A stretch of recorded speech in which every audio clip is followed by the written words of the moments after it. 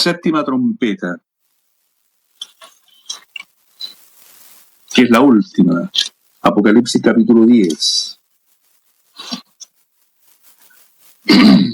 Aquí se produce en el versículo 7, dice, sino que en los días de la voz del séptimo ángel, esta es la séptima trompeta, cuando él comience a tocar la trompeta, el misterio de Dios se consumará, como él lo anunció a sus siervos. Y luego en el capítulo 11, versículo 15, dice, el séptimo ángel tocó la trompeta y hubo grandes voces en el cielo que decían, los reinos del mundo han venido a ser de nuestro Señor y de su Cristo, y él reinará por los siglos de los siglos. Aquí aparece el reino del Señor Jesús. Y sabemos que previo al reino está la venida del Señor. Es decir, la venida del Señor ocurre coincide con la séptima trompeta. Mire lo que dice 1 Corintios capítulo 15, versículo 52. Dice, en un momento, en un abrir y cerrar de ojos, a la final trompeta. ¿Cuál es la final trompeta? Es la séptima. Porque se tocará la trompeta y los muertos serán resucitados incorruptibles y nosotros seremos transformados. La venida del Señor. Ahora, volvamos a Apocalipsis capítulo 10. Tenemos aquí, entonces, en el versículo 7, la consumación del misterio de Dios. Pero luego dice que aparece un ángel aquí, un ángel fuerte que tenía un arco iris sobre su cabeza, que le entrega a Juan un librito. En el versículo 9 dice, y fui al ángel diciéndole que me diese el librito, y él me dijo, toma y cómelo y te amargará el vientre, pero en tu boca será dulce como la miel. Entonces tomé el librito de la mano del ángel y lo comí y era dulce en mi boca como la miel, pero cuando lo hube comido amargó mi vientre. Y él me dijo, es necesario que profetices otra vez sobre muchos pueblos, naciones, lenguas y reyes. Aquí termina esta parte de los sellos que el Cordero como inmolado abrió uno por uno. Los 7 sellos. Y en este librito que le entrega este ángel fuerte a Juan, está los hechos que faltan al relato que se ha hecho hasta aquí. De tal manera que Apocalipsis se puede dividir en 2 mitades. 11 primeros capítulos, 11 segundos capítulos. 11 y 11. Y en los segundos 11 se retoma el relato de las mismas cosas, de los mismos tiempos, de los mismos periodos anteriores, solo que se da cuenta de otros hechos que se habían omitido. Por eso dice, es necesario que profetices otra vez.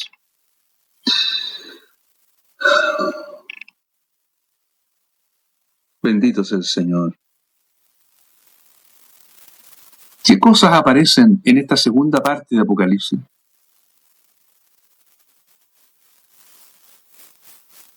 El testimonio de los 2 testigos en el capítulo 11, porque en esos 3 años y medio de la gran tribulación, Dios tiene 2 testigos sobre la tierra que anuncian el Evangelio, que predican y que son muertos pero resucitan. Tenemos además una ampliación, más detalles de la gran tribulación con las 7 copas de la ira que no están dichas en la primera parte, los primeros 11 capítulos. Aparece el enfrentamiento entre la mujer y el dragón, que es un enfrentamiento que viene de Génesis capítulo 3, de la mujer con la serpiente. Aparecen las dos bestias, aparece el juicio sobre Babilonia, aparecen las bodas del Cordero, el juicio sobre la bestia y el falso profeta, la prisión de Satanás en el capítulo 20, el milenio, el cielo nuevo y la tierra nueva, la nueva Jerusalén y la eternidad. Todo eso está, en resumen, en la segunda parte de Apocalipsis. Y aquí se omiten algunas cosas que están en otras partes de las Escrituras y que corresponde a este periodo, que es la segunda venida del Señor, como estamos diciendo, cuando se consuma el misterio de Dios y son entregados los reinos al Señor Jesús. El tribunal de Cristo, que sí se menciona en 2 Corintios capítulo 5, y los galardones que se mencionan, las recompensas, en Apocalipsis 11 y en Apocalipsis 22. Y el juicio de las naciones que aparece al final del libro de Mateo. Todas estas cosas ocurren en este tiempo y están en esta segunda parte, o no están, por eso la estamos mencionando, pero aparecen en otras partes de las Escrituras, para completar el cúmulo de eventos finales.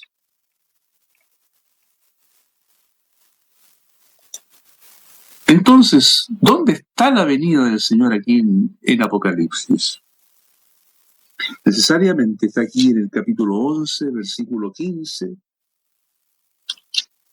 donde dice: los reinos del mundo han venido a ser de nuestro Señor y de su Cristo, y Él reinará por los siglos de los siglos. Aquí está la resurrección, porque fíjense usted que dice el versículo 17: te damos gracias, Señor Dios Todopoderoso, el que eres y que eras y que has de venir, porque has tomado tu gran poder y has reinado. Y se airaron las naciones y tu ira ha venido, y el tiempo de juzgar a los muertos y de dar el galardón a tus siervos, los profetas, y a los santos y a los que temen tu nombre, a los pequeños y a los grandes, y de destruir a los que destruyen la tierra. Todo eso ocurre ahí. La venida del Señor significa juicio, pero también significa recompensas. Y las recompensas se van a expresar en el reino. Ahora, nosotros siempre decimos y anunciamos con gozo y a veces con mucho entusiasmo el día en que los enemigos del Señor Jesús serán puestos por estrado de sus pies. Y aquí en Apocalipsis lo vemos. Por ejemplo, ¿qué enemigos? Voy a mencionar algunos y voy a dar rápidamente sus citas. La caída de Babilonia. Esa ciudad que comercia con todos los reinos de la tierra y que es cuna de toda cosa mala, de todas las maldades de la tierra. Fornicaciones. La madre de las rameras. Eso está en Apocalipsis 14. Cuando dice en el versículo 8, por ejemplo: otro ángel le siguió diciendo: ha caído Babilonia, la gran ciudad, porque ha hecho beber a todas las naciones del vino del furor de su fornicación. Y luego en el capítulo 19, los primeros versículos, cuando dice: después de esto oí una gran voz de gran multitud en el cielo que decía: aleluya, salvación y honra y gloria y poder son del Señor Dios nuestro, porque sus juicios son verdaderos y justos, pues ha juzgado a la gran ramera que ha corrompido la tierra con su fornicación y ha vengado la sangre de sus siervos de la mano de ella. Y otra vez dijeron: aleluya, y el humo de ella sube por los siglos de los siglos. Ahí tenemos uno de los grandes enemigos que caen definitivamente a los pies de Cristo. Capítulo 14, versículo 9.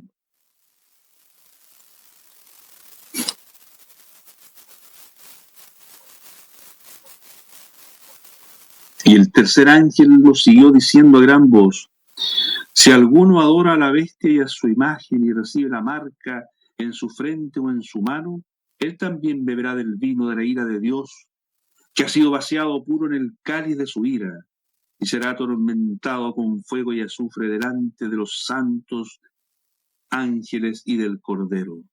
Y el humo de su tormento sube por los siglos de los siglos. Y no tienen reposo de día ni de noche los que adoran la bestia ni a su imagen, ni nadie que reciba la marca de su nombre.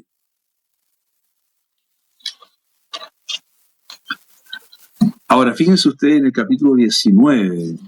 Aquí está era el juicio de lo que estábamos leyendo sobre los que siguieron a la bestia. Pero en el capítulo 19, versículo 19, dice: y di a la bestia a los reyes de la tierra y a sus ejércitos reunidos para guerrear contra el que montaba el caballo y contra su ejército. Y la bestia fue apresada, y con ella el falso profeta, que había hecho delante de ella las señales con las cuales había engañado a los que recibieron la marca de la bestia y habían adorado su imagen. Estos dos fueron lanzados vivos dentro de un lago de fuego que arde con azufre. Y los demás fueron muertos con la espada que salía, etcétera, etcétera. Este es el juicio contra la bestia y el falso profeta. Otro gran enemigo del Señor. Capítulo 20, versículo 1 dice: y vi un ángel que descendía del cielo con la llave del abismo y una gran cadena en la mano, y prendió al dragón, la serpiente antigua, que es el diablo y Satanás, y lo ató por 1000 años, y lo arrojó al abismo y lo encerró, y puso su sello sobre él, para que no engañase más a las naciones, hasta que fuesen cumplidos 1000 años, y después de esto debe ser desatado por un poco de tiempo. Desatado, y se produce el milenio. Esta época dorada de paz, en que el Señor, y de justicia, en que el Señor Jesús reinará, y no reinará solo, sino con todos los que son hallados dignos de reinar con él. Terminado el milenio. Versículo 7. Cuando los 1000 años se cumplan, Satanás será suelto de su prisión y saldrá a engañar a las naciones que están en los 4 ángulos de la tierra, a Og y a Magog, a fin de reunirlos para la batalla, el número de los cuales es como la arena del mar. Y subieron sobre la anchura de la tierra y rodearon el campamento de los santos y la ciudad amada, y de Dios descendió fuego del cielo y los consumió. Y el diablo que los engañaba fue lanzado en el lago de fuego y azufre, donde estaban la bestia y el falso profeta, y serán atormentados día y noche por los siglos de los siglos. ¿Se dan cuenta ustedes, queridos hermanos y hermanas? Así se van a dar los últimos eventos, hasta que el Señor Jesús reine y tenga todos sus enemigos por estrado de sus pies. Son grandes las cosas que van a suceder. Ahora, en el Apocalipsis no se menciona una venida secreta del Señor. Porque lo que ya leímos nosotros, en capítulo 20, versículo 4 al 6, se habla ahí de que los que no habían adorado a la bestia ni a su imagen, vivieron y reinaron con Cristo 1000 años. Pero los otros muertos no volvieron a vivir hasta que se cumplieron 1000 años. Esta es la primera resurrección. ¿Cuándo se da esta primera resurrección? Después de la gran tribulación. antes del milenio, porque estos que resucitan en esta primera resurrección participan del milenio. Ellos son los primeros en inscribirse, por así decirlo, para reinar con Cristo. Entonces, si el Señor hubiese venido antes en forma secreta, entonces esta no sería la primera resurrección. Porque la venida de Cristo implica resurrección. Resurrección de los que murieron en Cristo y transformación de los que están vivos a su venida. Los que mueren durante la gran tribulación tienen su lugar asegurado en el reino. Luego se agregan todos los demás que tomaron parte o que tomen parte en la primera resurrección. Acuérdense lo que dice en 1 Tesalonicenses 4:16.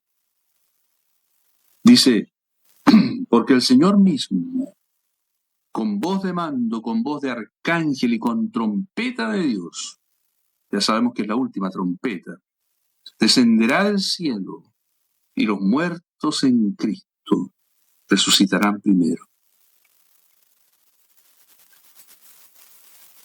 Cuando Pablo envió la primera epístola a los hermanos de Tesalónica, ellos quedaron con la impresión de que el Señor volvería muy pronto. Y al parecer descuidaron incluso sus trabajos, sus responsabilidades cotidianas. De modo que Pablo, el apóstol, tuvo que escribir la segunda epístola, y en el capítulo 2, versos 3 y 4, él le hace una importante aclaración, que también es importante que nosotros la consideremos.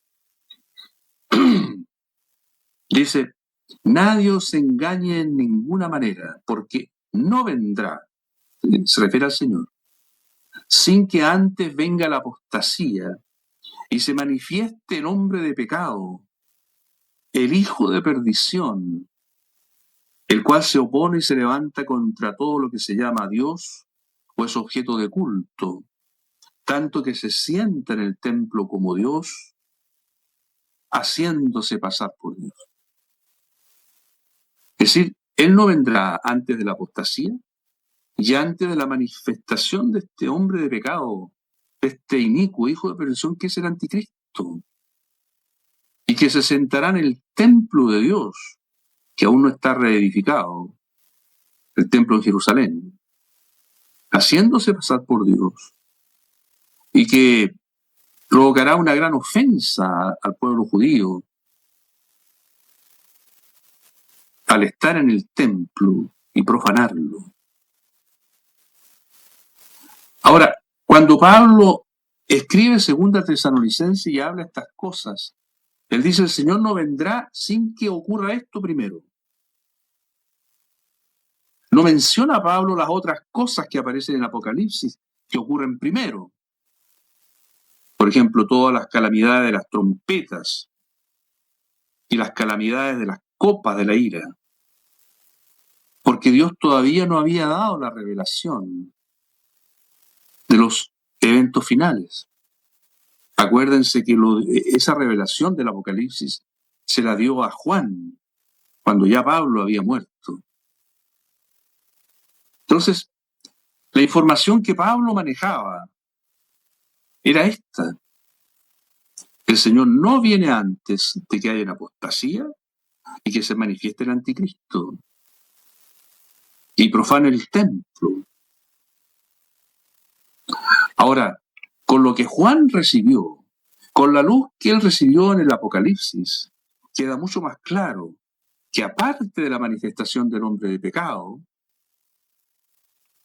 tenían que pasar varias cosas más que nosotros hemos revisado ahora en forma muy somera.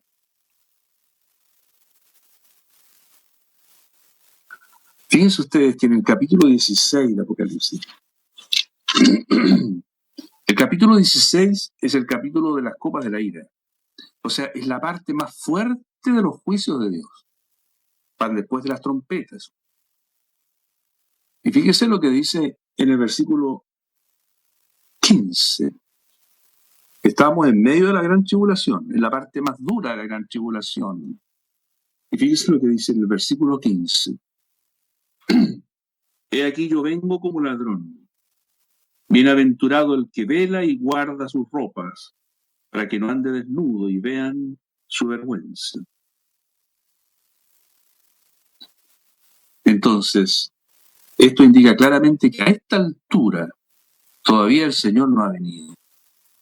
Está anunciando que viene. Viene como ladrón. Y cuando dice como ladrón, no significa que va a ser una venida secreta, como a escondidas. Porque Dios no actúa a escondidas, sino que nadie sabrá la hora.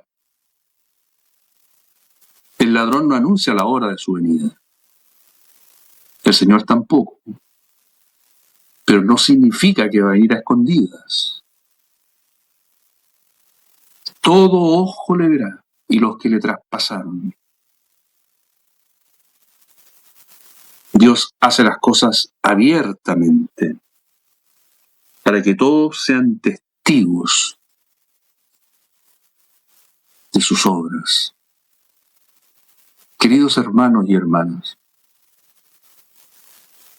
hemos hecho esta pequeña revisión para entender, si es que el Señor nos concede entendimiento,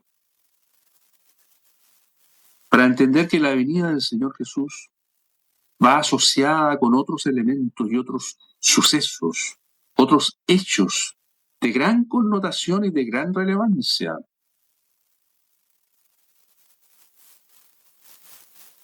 Previo a la venida del Señor tienen que ocurrir muchas cosas. Y algunas de esas cosas van a producir que nosotros, siendo bienaventurados, siendo librados de muchas cosas terribles, sin embargo vamos a tener que presenciar, porque estemos vivos, cómo caen los juicios de Dios sobre una generación impía y perversa, sobre un mundo hostil y rebelde. Dios va a tener testigos. Y esos testigos en algún momento van a tener que ofrendar su vida por su fe, por la palabra de su testimonio. Pero eso será su victoria, porque pasarán inmediatamente de la muerte al reino. Reinar con Cristo es muchísimo mejor. Es mejor que todo lo que podamos imaginar. De tal manera que esto que estamos diciendo tampoco significa falta mucho para que el Señor venga.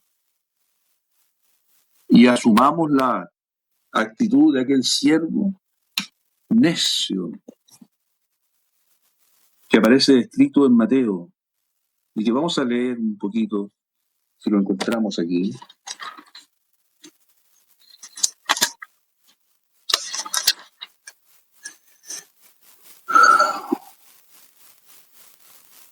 El capítulo 24, 42. Velad pues, porque no sabéis a qué hora ha de venir vuestro Señor. Pero sabed esto, que si el padre de familia supiese a qué hora el ladrón habría de venir, velaría y no dejaría mirar su casa. Por tanto también vosotros estad preparados, porque el Hijo del Hombre vendrá a la hora que no pensáis. ¿Quién es pues el siervo fiel y prudente al cual puso su Señor sobre su casa para que le dé el alimento a tiempo? Bienaventurado aquel siervo al cual cuando su Señor venga, le halle haciendo así. De cierto os digo que sobre todos sus bienes le pondrá. Pero si aquel siervo malo dijera en su corazón, mi Señor tarda en venir, cuidado con esto, mi Señor tarda en venir, y comenzare a golpear a sus consiervos, y aun a comer y a beber con los borrachos, vendrá el Señor de aquel siervo en día que éste no espera, y a la hora que no sabe, y lo castigará duramente y pondrá su parte con los hipócritas. Allí será el lloro y el crujir de dientes. Este siervo malo fue necio. Mi Señor tarda en venir. No digamos nunca algo así. Estemos atentos y preparados. Porque si morimos antes de que el Señor venga, ¿sabe lo que va a contar delante de Dios? No que nosotros demos nuestra vida en la gran tribulación porque no estaremos. Lo que va a contar delante de Dios es con qué actitud vivimos. ¿Vivimos nuestra vida en la esperanza de su venida? ¿O a espaldas de su venida? Como no importándonos. Como diciendo, mi Señor tarda en venir, así que hago lo que quiero, me desmando, vivo a mi manera.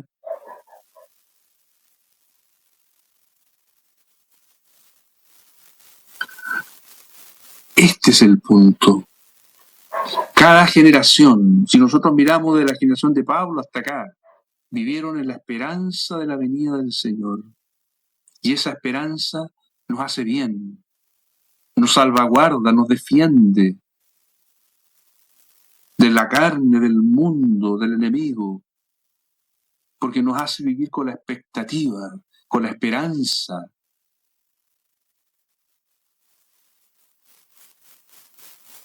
de su venida, de su reino.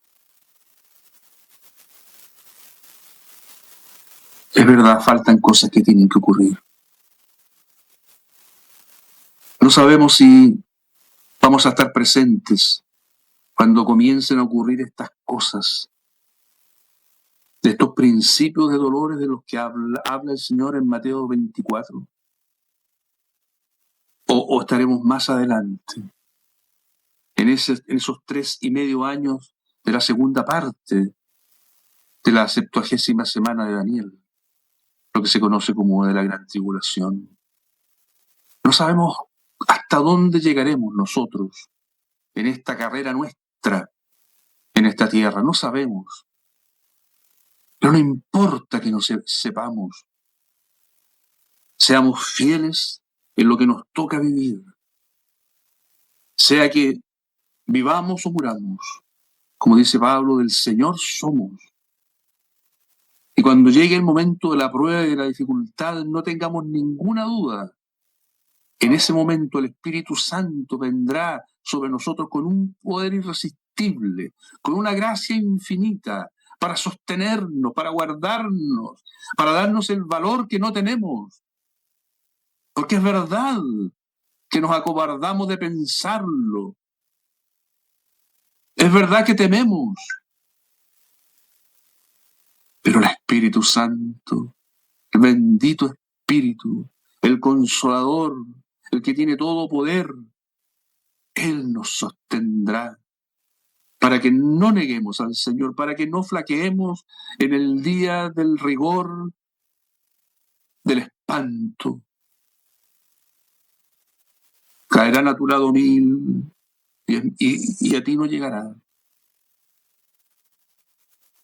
10,000 a tu diestra y a ti no llegará. Ciertamente con tus ojos mirarás y verás la recompensa de los impíos. Estamos hablando de la segunda venida del Señor. Sí, pero no podíamos dejar de mencionar estas cosas para que no estemos engañados.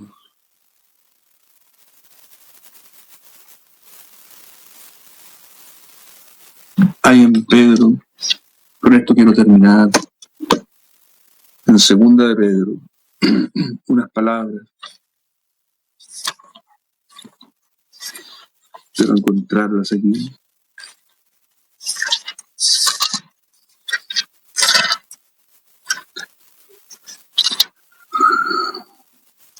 Bueno, en primera de Pedro, capítulo 4, dice: puesto que Cristo ha padecido por nosotros en la carne, vosotros también armaos del mismo pensamiento.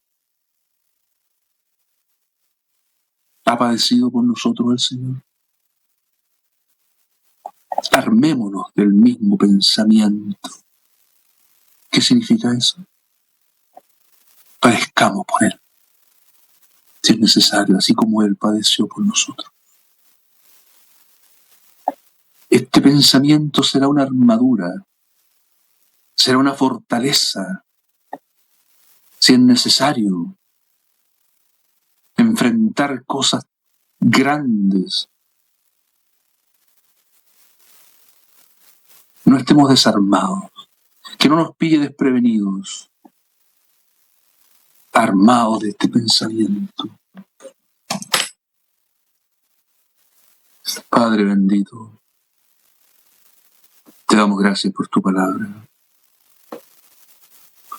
Deja que nuestro corazón y nuestros pensamientos se alineen con tu palabra, Señor. Haz que caigan de nosotros todo falso concepto, toda distorsión, todo sesgo de tu palabra. Que tu palabra entera nos hable, nos persuada, nos aliente, nos fortalezca, nos anime para enfrentar las cosas que vengan, pero por sobre todo tener en alta estima la venida de nuestro Señor. Que vivamos cada minuto, cada día, como si Él fuera a volver hoy, deseándole, viviendo con fidelidad. Padre, gracias por tu palabra. Espíritu Santo, aplícala tú al corazón de cada uno de los que la han oído, para la gloria de Jesucristo, mi Señor, bendito, Señor nuestro. A Él toda la gloria y la alabanza, en el nombre de Jesús. Amén. Usted se encuentra en la grata compañía de RCA Televisión. Amén. Gracias, Señor. Él es el que era, el que es, el que ha de venir, sin duda. Me gozo, hermano, en la palabra de hoy. Se nos pasó el tiempo muy rápido, la verdad, porque estaba muy interesante, muy intensa la palabra y muy importante. Así que agradezco al Señor, hermano, por esta palabra. La atesoramos en el corazón. Sin duda, no tenemos la venida del Señor como tardanza, como bien decía mi hermano Eliseo. Pero también la Escritura es tan clara cuando nos dice Pablo, ¿cierto? No vendrá antes de que se manifieste la apostasía y el hombre de pecado. La apostasía sabemos que ya está en marcha, está manifestada, vemos falsos profetas, incluso en redes sociales hoy día usted puede ver muchos falsos apóstoles, falsos profetas, mucha gente lucrando y haciendo mercado con el Evangelio. Eso es apostasía, sin duda. Es la negación de la Escritura misma, tratando de torcer la verdad, como bien dijo Pablo cuando le advertía a Timoteo también. Pero no tenemos por tardanza la venida del Señor, sino que conocemos mediante la palabra que hay un tiempo y que en los tiempos los podemos conocer, porque la Escritura dice que ni el día ni la hora nadie lo sabe, pero no dice nada acerca de los tiempos. El día y la hora nadie lo sabe, por supuesto, pero sí podemos discernir los tiempos en los cuales la venida del Señor estará cada vez más próxima, hermano. Así que agradecemos al Señor por eso, hermano. Dice el mismo hermano Pablo, el apóstol, en Primera de Tesalonicenses 5, ¿cierto? Acerca de la venida como ladrón. Dice a los hermanos, pero acerca de los tiempos y de las ocasiones no tienen necesidad, hermanos, de que yo les escriba, porque ustedes saben, dice, perfectamente que el día del Señor vendrá así como ladrón en la noche. Amén, sí, eso dice. Pero fíjate, hermano, lo que dice después, que cuando digan paz y seguridad, entonces vendrán sobre ellos destrucción repentina, como los dolores a la mujer encinta, y no escaparán. Aquí está hablando claramente de aquellos que, como veíamos en la Escritura ahí, aún teniendo las plagas sobre sí mismos, aún así no fueron capaces de arrepentirse ni de reconocer al Señor. Pero ustedes, dice después en el versículo 4 Pablo, mas vosotros, hermanos, ustedes no están en tinieblas para que aquel día los sorprenda como ladrón.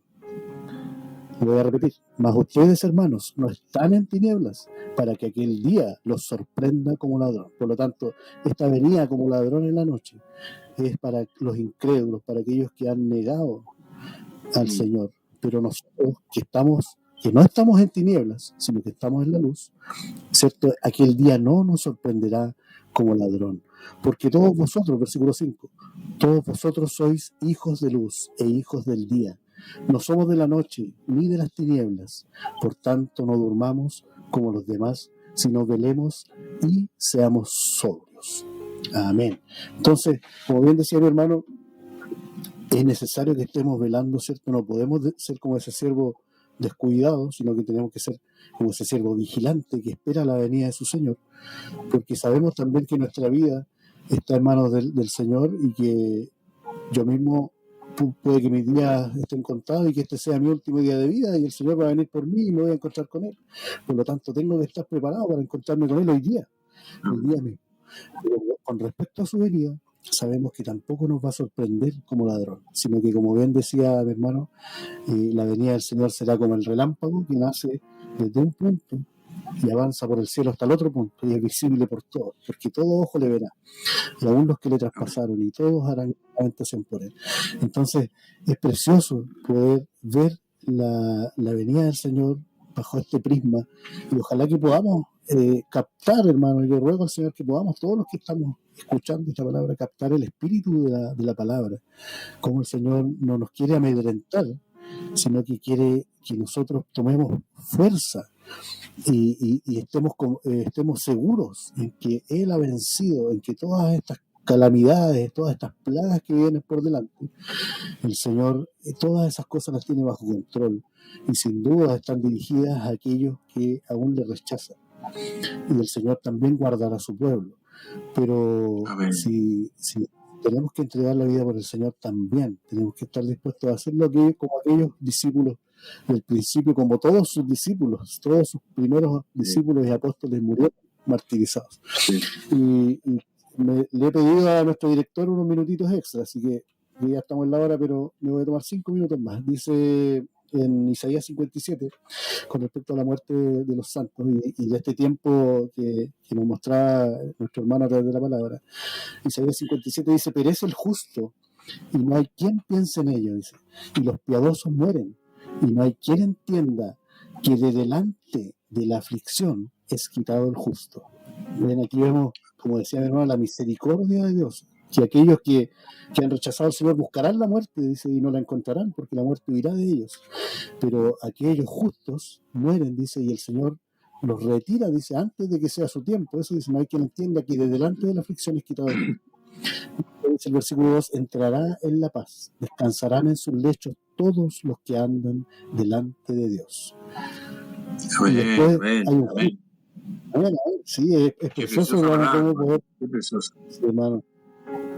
Porque tenemos que pensar que nosotros, en el momento de nuestra partida, aunque fuera de la manera que fuera, nosotros nos vamos de aquí y el Señor viene por nosotros. Y si tenemos que perder la cabeza, a los 30 segundos después la vamos a tener de vuelta, porque vamos a estar con el Señor. No tenemos que temer a lo que pueda hacernos el hombre, como dice la Escritura. No temeremos lo que pueda hacernos el hombre, porque Dios está por nosotros.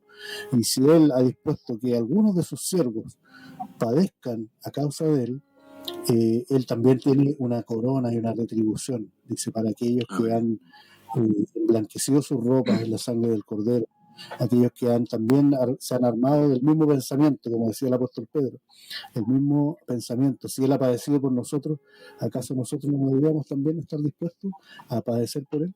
Y hay hermanos hoy día que están padeciendo, que están siendo asesinados en otras latitudes de la tierra, y están dando su vida por el Señor. Y sin duda la sangre de esos mártires y de esos hermanos clama también desde la tierra. Cuando en el Padre Nuestro decimos: venga a tu reino, esa palabra a mí me gusta mucho porque tiene dos lecturas: venga a tu reino, de que viene su reino, ¿cierto? De que venga, de que tiene que venir su reino, pero también venga tu reino en el sentido de que Él va a vengar. La venganza de su reino es de él, porque él dijo, mía es la venganza, yo pagaré. Amén. Por lo tanto, bienaventurados los que tienen hambre y sed de justicia, porque ellos serán saciados. Cuando el Señor venga, Él pagará y vengará la sangre de cada mártir y de cada justo que ha muerto por causa de su nombre. Y aquellos que han rechazado al Señor también recibirán su castigo. Y no será un castigo no será un castigo como el castigo que puede otorgar un hombre aquí en la tierra, ¿cierto? Aquellos que a veces nos gustaría hacer justicia por nuestras manos, pero el Señor nos dice, espera, porque mía es la venganza. Y la venganza de Él, la paga de Él, será eterna. Lamentablemente aquellos que han rechazado al Señor serán eternamente condenados por no haber reconocido al Señor. Así que damos gracias al Señor, porque nosotros estamos justificados por la fe y podemos tener paz delante de Dios, podemos tener seguridad de que el Señor viene por nosotros y de que Él está a favor nuestro y de que todas estas cosas Él las ha dejado escritas para que estemos apercibidos y para que no estemos, para que no dejemos de velar, porque Él viene pronto, sin duda Él viene pronto y todas las cosas y todas las profecías nos hablan de que Él viene pronto. Así que esperamos la venida del Señor con ansia, le decimos, Señor, ven, porque realmente queremos ver la justicia del Señor, queremos ver ese reino milenial de paz y de justicia, donde Él regirá con vara de hierro, con vara de justicia, y queremos ver al Señor reinando, sin duda. Queremos ver Amén. los cielos abiertos y queremos verlo a Él descender en esa nube. Así que nos vamos con este pensamiento, los dejamos, hermanos, le damos gracias al Señor por su palabra, porque realmente a mí me alienta, mi hermano, me alienta mucho poder ver al Señor en esta faceta también de rey y de rey justo, y que Él viene a reinar y a pagar a cada uno según sea su obra. Así que bendiciones, mis hermanos, les agradecemos. Si el Señor permite, el próximo jueves vamos a estar hablando sobre el reino, precisamente. Amén. Así que los dejamos invitados para el próximo jueves a las 21 horas, si el Señor lo permite. Saludos a todos, bendiciones. Muchas gracias por la sintonía de hoy. Padre, Señor, bendiciones. Chao. Sí.